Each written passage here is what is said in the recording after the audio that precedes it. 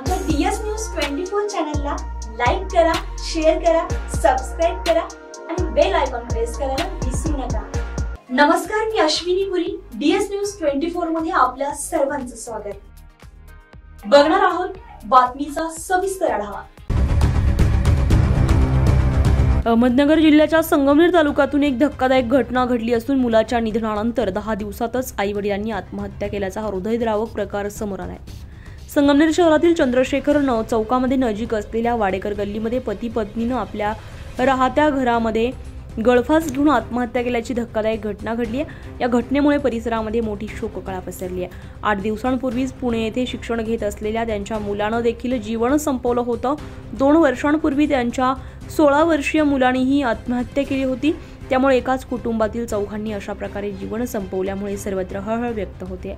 पुण्यामध्ये शिक्षण घेत असलेल्या मुलाने आत्महत्या केल्यानंतर मुलाच्या 10वा होण्याआधीच वडील गणेश मच्छिंद्र वाडेकर आणि आई गौरी गणेश वाडेकर यांनी आपली जीवनयात्रा संपवली।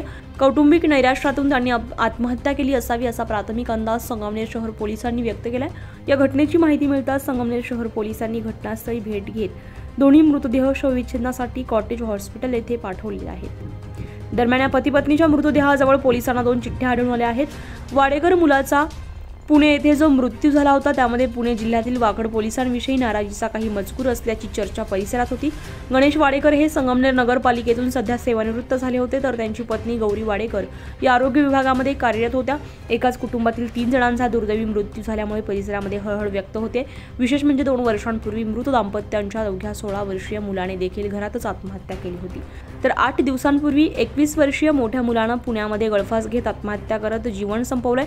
त्यानंतर या दोघांच्या जन्मदात्यांनीही आत्महत्या केली आहे। त्यामुळे अख्ख्या कुटुंबानेच आत्महत्या करून जीवन संपवल्याची धक्कादायक आणि मन सुन्न करणारा प्रकार संगमनेरमध्ये घडलाय।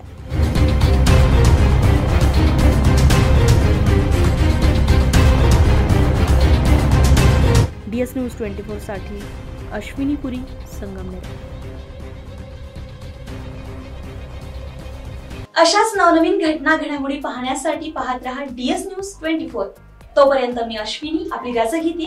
नमस्कार।